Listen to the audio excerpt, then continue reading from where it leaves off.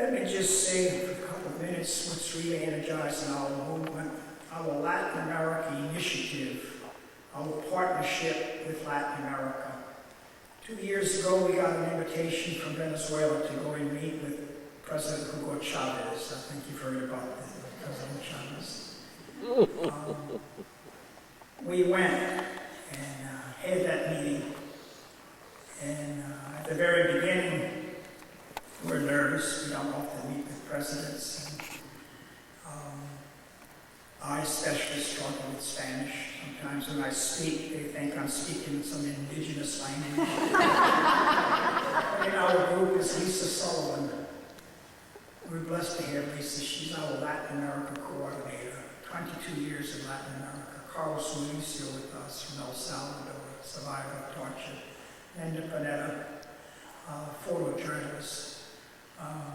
Many of you know Joe Mulligan, the Jesuit from this area. He's with us on the delegation. And at that meeting, he started first by saying, welcoming us, he said, I just came from a meeting where I met your president. He said, I have to say this. He said, something's wrong with that guy.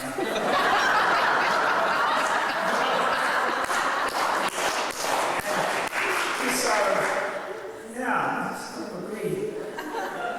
Estoy de acuerdo. We asked that they stop sending soldiers here. He had to consult with his ministers, and 3 weeks later, they sent the official word to our national office in Washington that Venezuela was severing immediately all ties to that school. And that energized our movement. We said, let us put together a delegation from our movement and go to all the countries that are sending their soldiers here and meet with their social movement leaders, their presidents, defense ministers, indigenous leaders, and off we went. We've been to 15 countries now for the last 2 years. Happy to report that there's a sea change taking place there.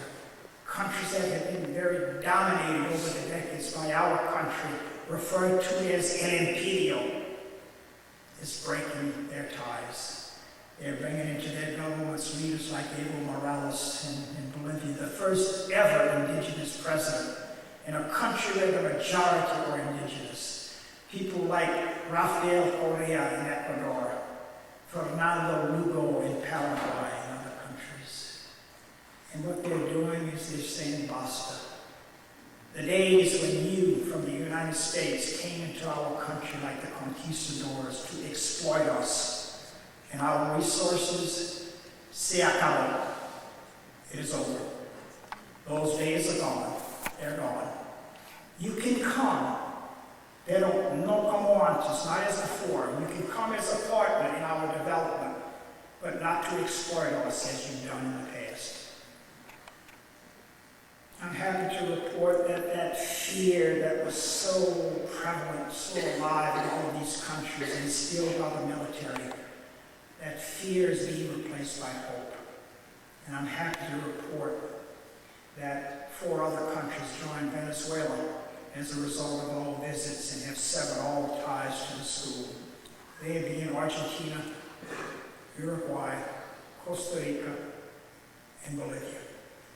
This coming month, our delegation will be going to Paraguay and then on to Chile, and then later to Brazil and other countries. The way we see it, a school without students will have to close its doors.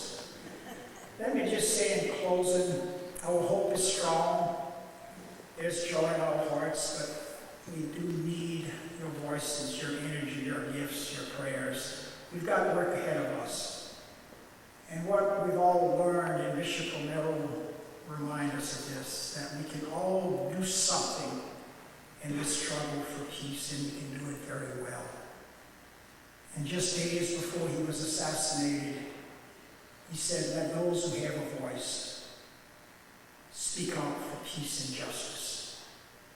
And for those whose voices have been taken away.